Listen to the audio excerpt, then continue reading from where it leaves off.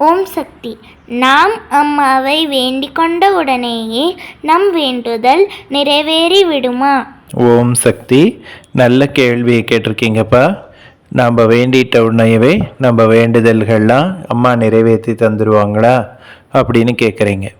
நம்ம வீட்டில் சின்ன சின்ன வேண்டுதல்கள் இருக்குது அப்படின்னாலும், பெரிய வேண்டுதல் இருந்தாலும் நம்ம எல்லாருமே குரு அம்மா படத்துக்கு எதிர போய் நின்று, அம்மா இது நல்லபடியாக நடத்தித்தாங்க அப்படின்னு வேண்டிக்குவோம். நம்ம வீட்டில் இருக்கக்கூடிய குழந்தைகள்லேருந்து பெரியவங்க வரலும் நினைக்கிறோம்.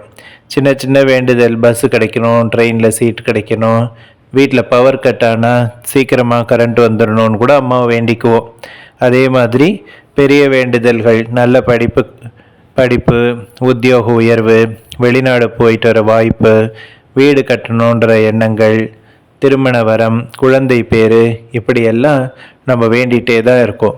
இப்படி வேண்டிகிட்டு இருக்க போது சில வேண்டுதல்கள் சீக்கிரமாக நிறைவேறும், சில வேண்டுதல்கள் கொஞ்ச நாள் எடுத்து நிறைவேறும். நம்ம என்ன நினைப்போம், அம்மா சில பேருக்கு மட்டும்தான் செய்கிறாங்க, நம்ம கேட்டால் செய்ய மாட்டேங்கிறாங்க அப்படின்னு நினைப்போம்.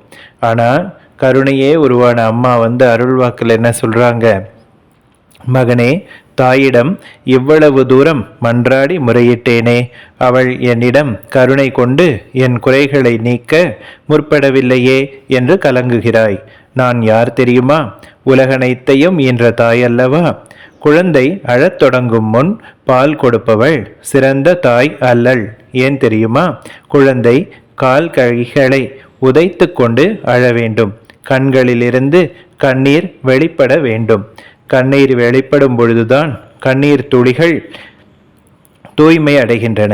கால் கைகளை குழந்தை உதைத்து கொள்ளும் பொழுதுதான் அவை வலுப்பெறுகின்றன. அவ்வாறு இல்லையானால் குழந்தையின் கால் கைகள் சூம்பி போய் விடும். ஆகவேதான் குழந்தையை ஓரளவு அழவிட்ட பின்னரே தாய் பால் கொடுக்கிறாள்.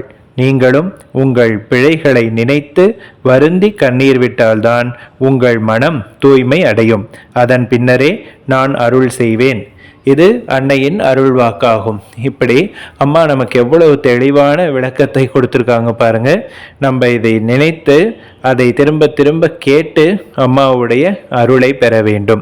நம்முடைய சின்ன சின்ன கோரிக்கைகள் முதல் பெரிய வேண்டுதல்கள் வரை எல்லாவற்றையும் அம்மாவால் நிறைவேற்றி தர முடியும்.